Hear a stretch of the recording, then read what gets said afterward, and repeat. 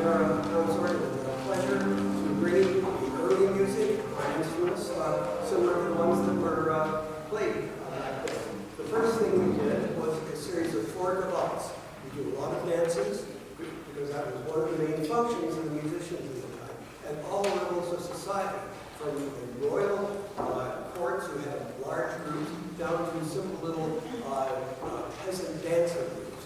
And there are marvelous pictures, by the way, of dancing throughout the Renaissance. Everything from Queen Elizabeth, who's about 18 inches off the floor, in a dance called the Volta, or King's Ball, to peasants dancing in a courtyard to a bagpiper. And the bagpiper has a great big folding Steiner beard. Could you use the mic? Which is about almost everything.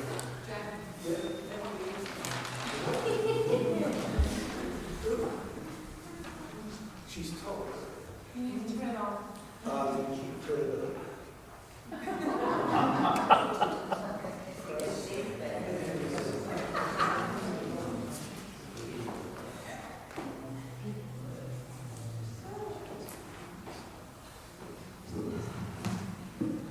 We're supposed to be in the Renaissance even.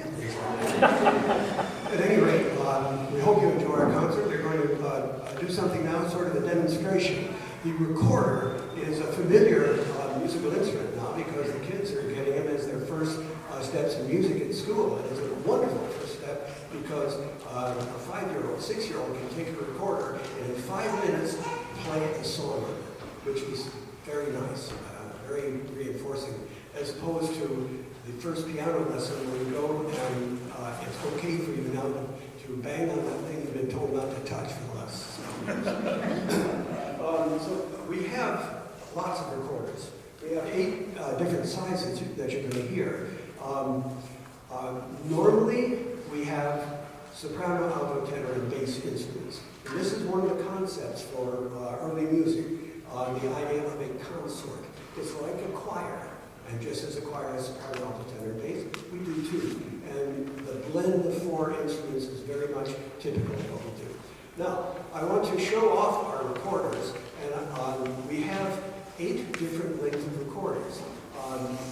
Robert is going to play his 6-foot-long contrabass recorder.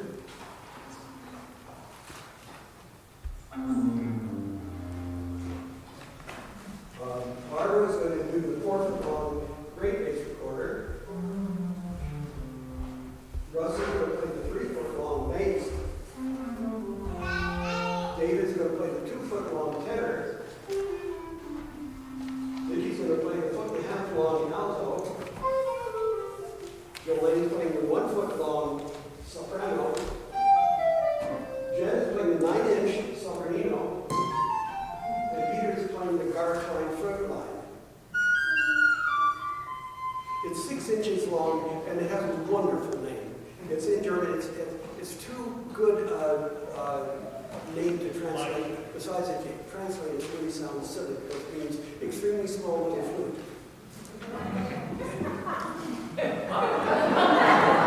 That was way too long. The Gartlein Flötlein is an extremely small little flute. That's German for what it is. So we're now going to play a piece that demonstrates the different choirs, the high four sopraninos, Gartleins, soprano, soprano, alto, and the low tenor bass, great bass, and contrabass.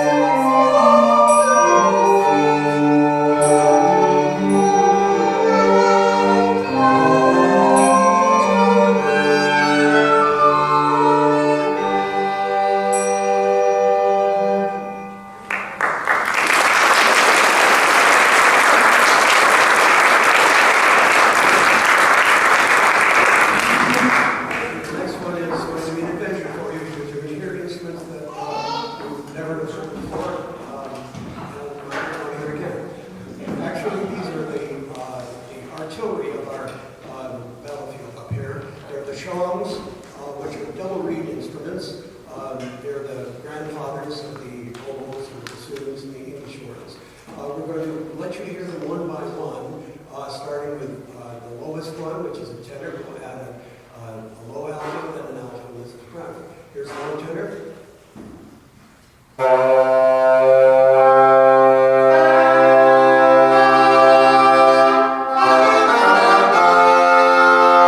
Now what you're going to hear is something called Sapete Unigenito, and it means sing your psalms to the Son of God.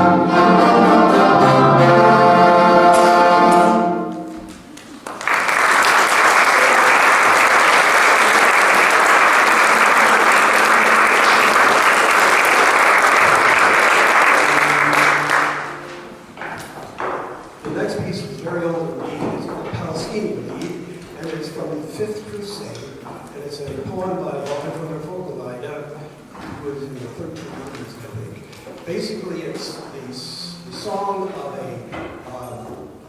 someone who is going to Palestine for the first time and is thrilled and in awe of the fact that he's going to walk in the streets that Jesus walked in.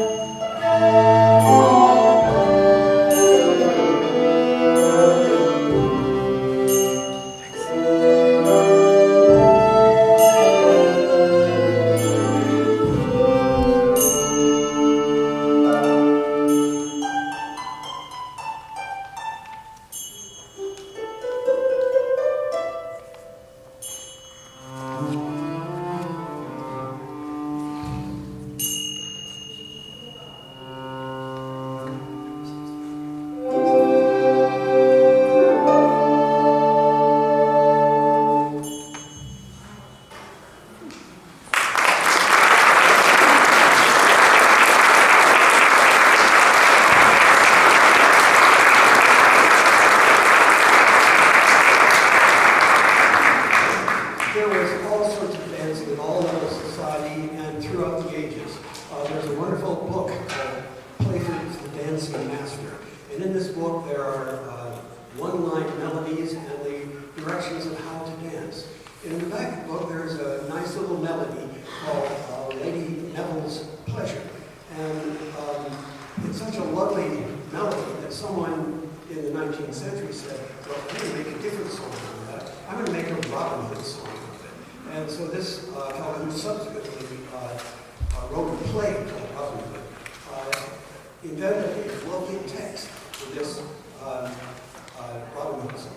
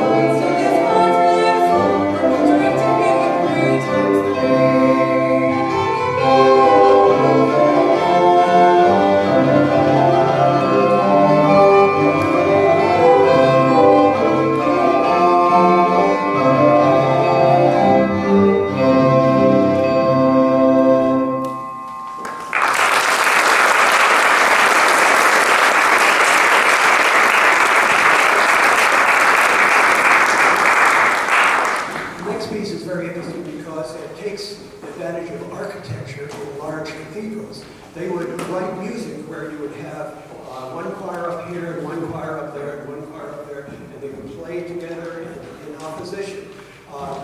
We are playing a piece like that. It's called Fantasy in the The dialogue in this case is not going to be between two people who are geographically not next to each other, because that really asks for disaster to put half the group here and half the group here and be in the middle trying to coordinate. So what I did something similar to the recorder demo. Instead of having geographically separated choirs, I have pitch separated choirs. Here is the upper choir.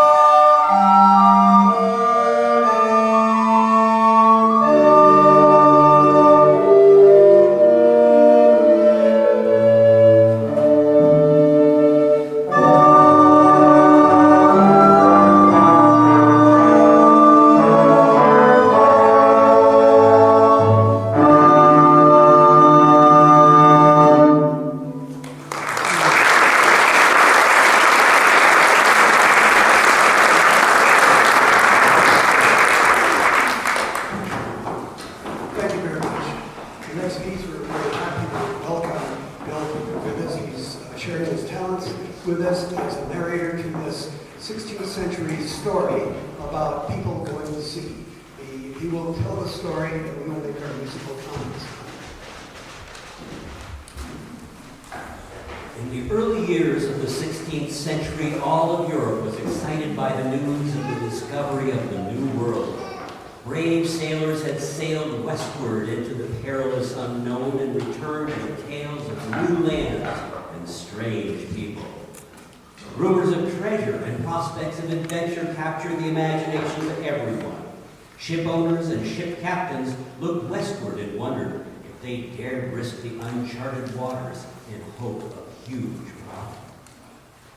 This is the story of one such adventure, the voyage of the Maristella. The Maristella, the name means Sea of Stars, had a brave captain and crew, and they decided to follow the example of other sailors in the westward quest for adventure and treasure. Their ship was loaded and ready to sail, but to invoke divine guidance and protection, they climbed the hill above the harbor to the cathedral where they begged the bishop for holy intercession. This was done with prayers and incense and the singing of psalms. The bishop promised to ring a blessing of the cathedral bells as the Maristella sailed out of the harbor. Encouraged and content with the prayers for their safety, the crew went down the hill to the harbor with the sound of the cathedral organ in their ears.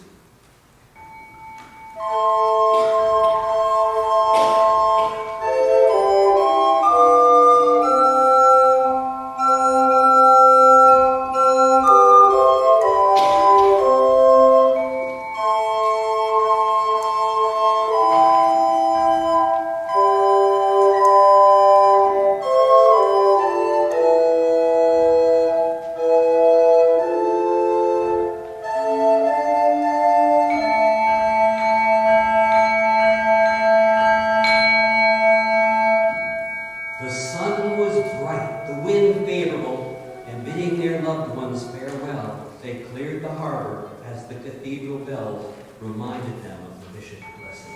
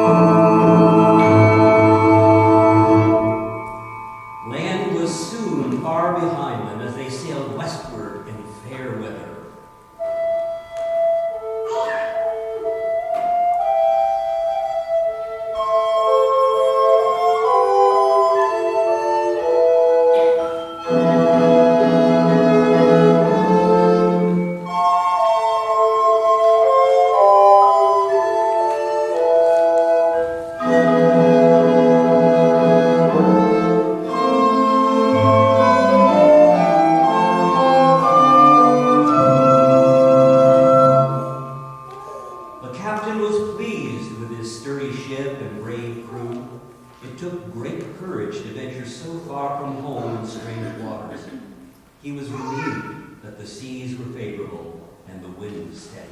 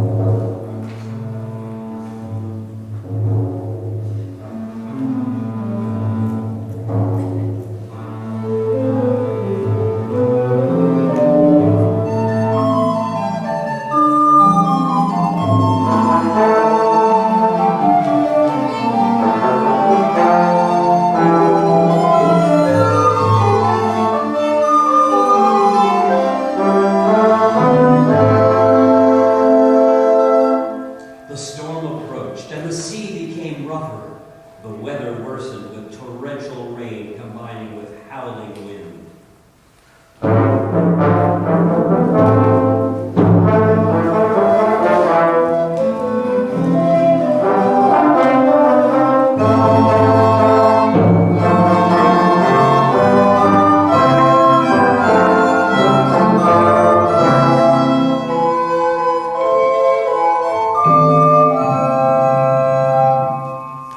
The storm hit them with a fury. Gusts of wind tipped the ship far over, and torrents of rain gushed down on them.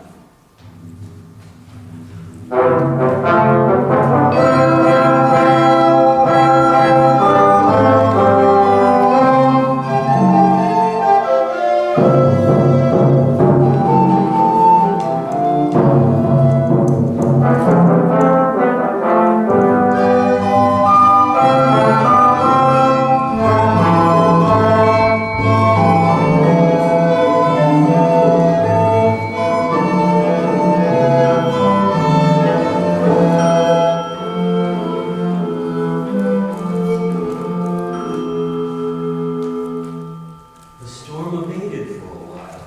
The wind died down.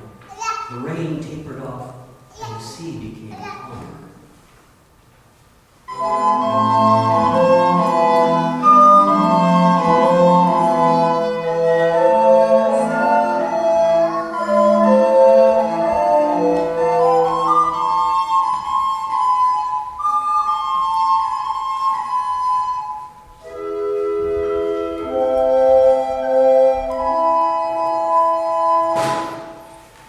But then the storm returned with renewed fury.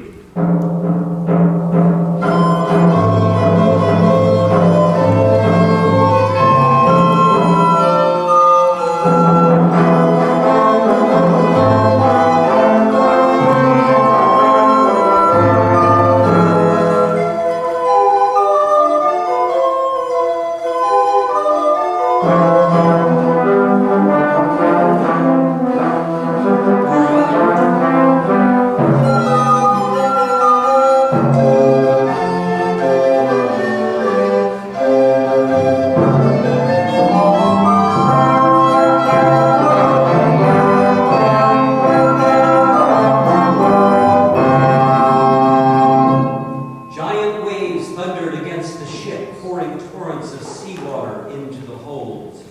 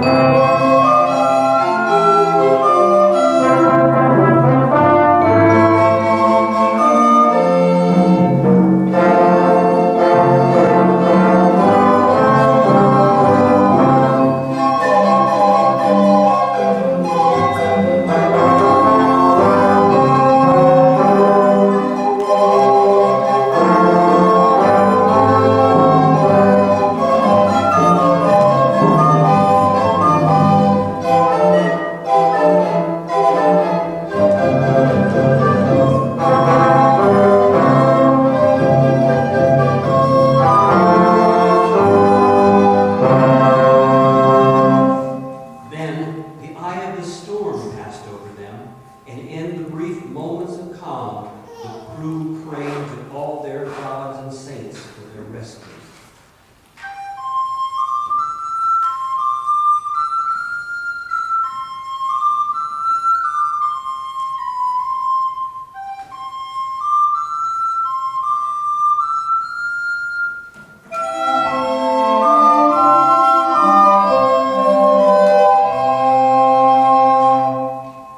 They called out to St. Elmo, the patron saint of sailors.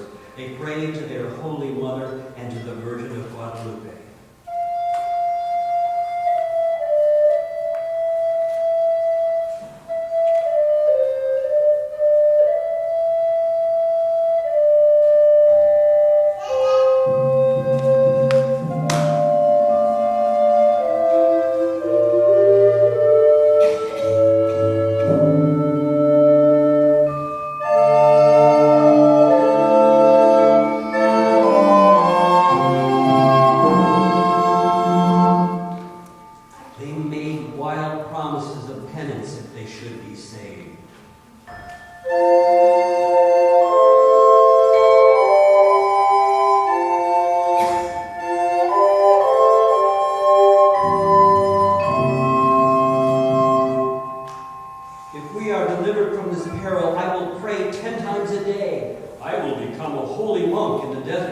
I will make a pilgrimage to Compostela. I will walk barefoot to Jerusalem.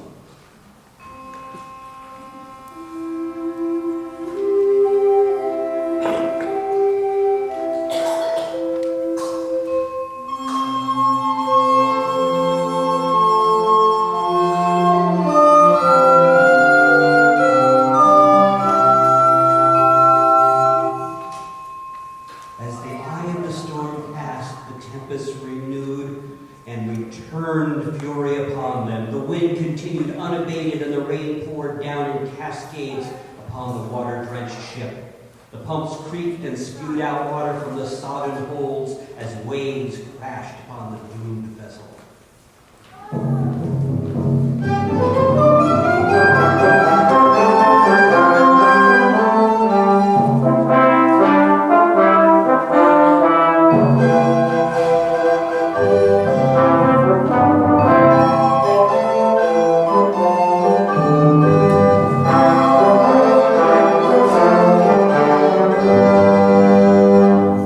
Across the stormy waves, a distant trumpet call was heard. Was it merely an illusion, or could it be the call of providential rescuers in the midst of these uncharted and unfriendly waters?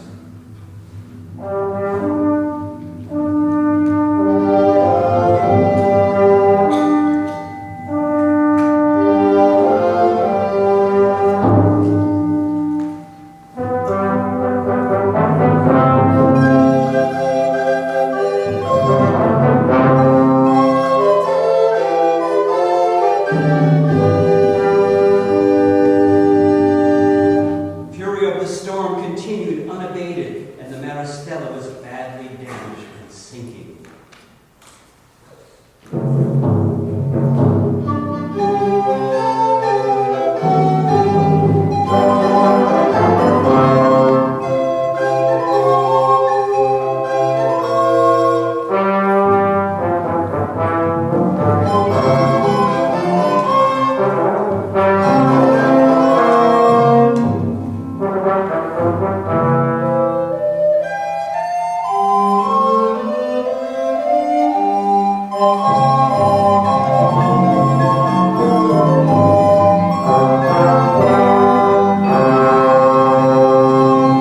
Suddenly, a ghostly outline was seen emerging from the storm.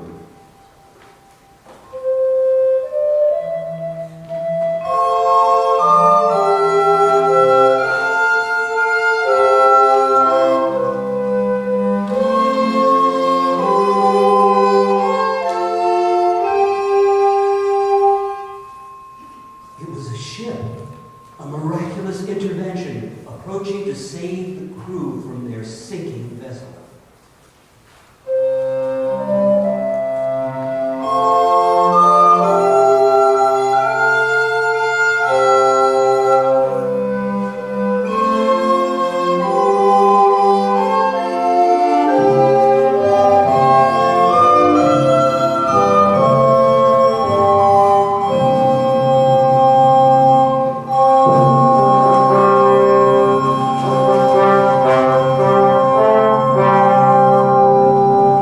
But the dark green waters of a deep and stormy ocean were closing over the bow of the Maristella.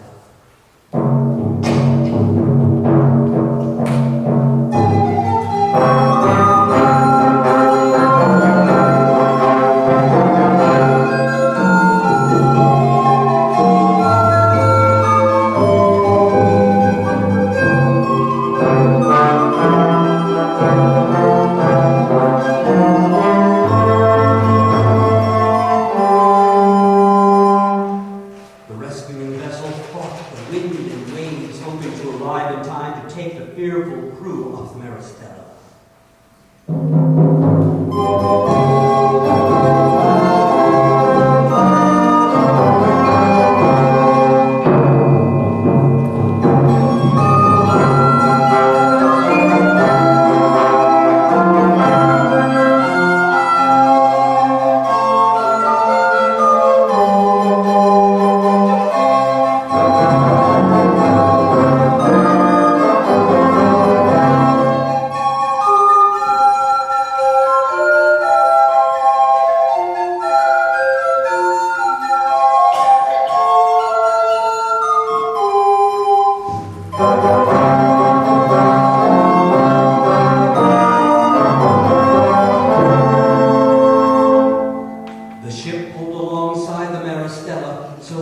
crew could escape their sinking vessel.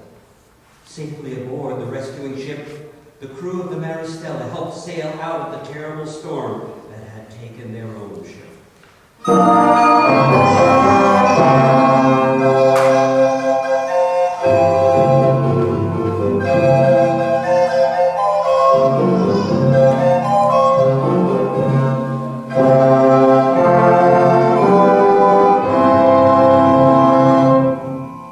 Leaving the sinking Maristella behind, the captain of the rescuing vessel steered eastward out of the storm into calm waters.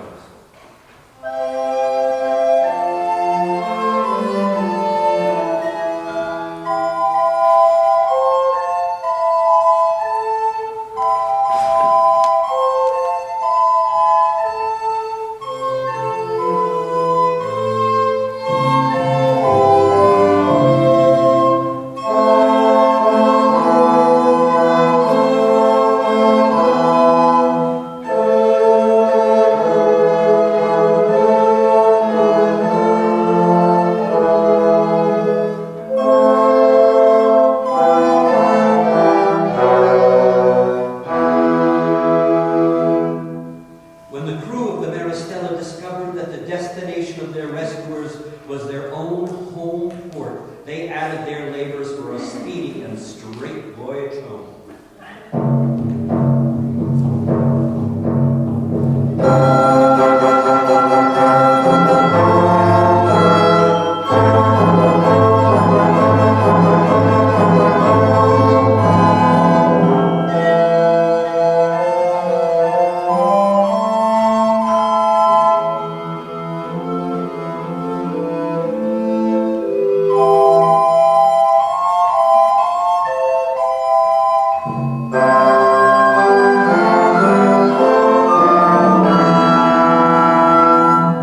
And as the spire of their home cathedral came into view, they shouted their joy at their deliverance.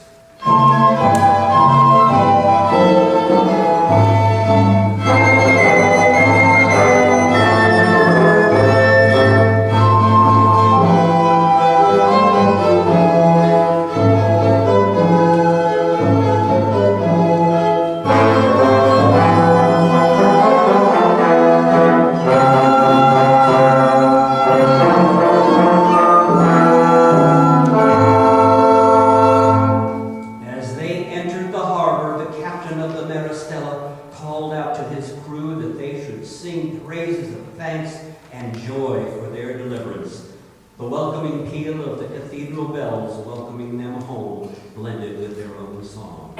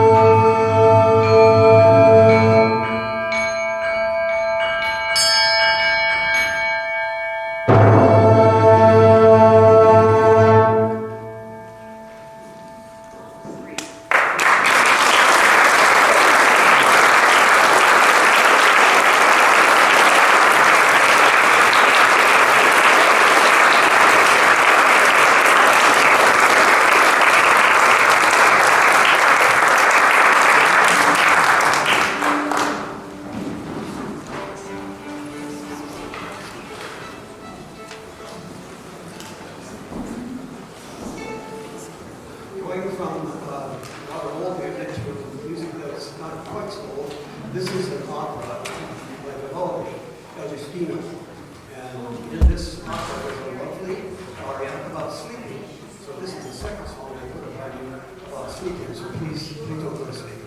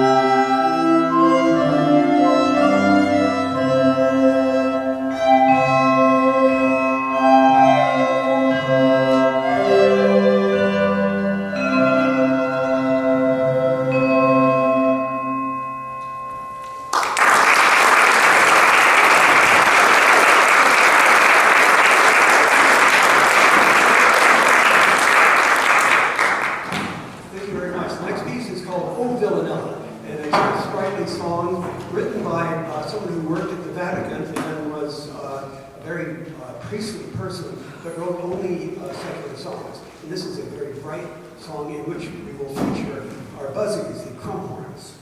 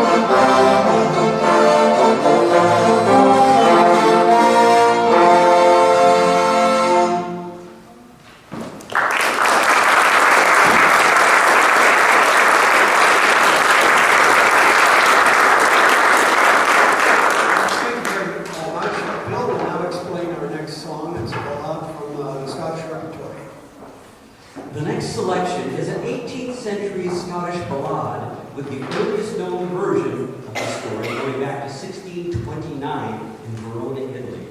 Like La Bamba, it is a dramatic tale but presented in quite a different manner. It is a 10-verse question and answer dialogue between Lord Randall and his mother, with a refrain, of course, at the end of each verse. The conversation follows a repetitive format common to many of the folk songs. In oral tradition, this both reinforces the storyline, but makes it easier to remember. There are several sources for this folk song, some with additional verses. Taylor will now sing 3 verses to set up the story.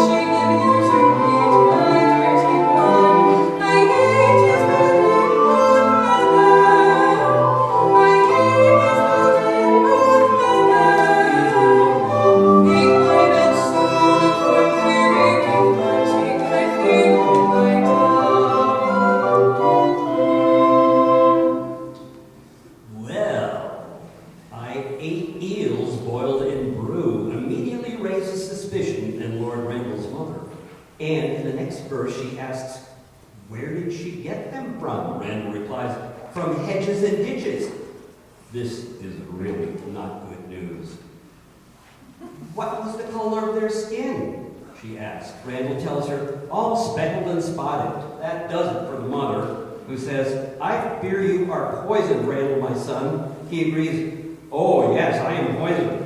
And to make matters worse, in one version of the song, Randall says that his hunting dogs ate scraps of his dinner, and as he says, swelled up and died. Taylor will now sing 3 more cheerful little verses, asking what Randall wishes to leave to his mother, father, and brother.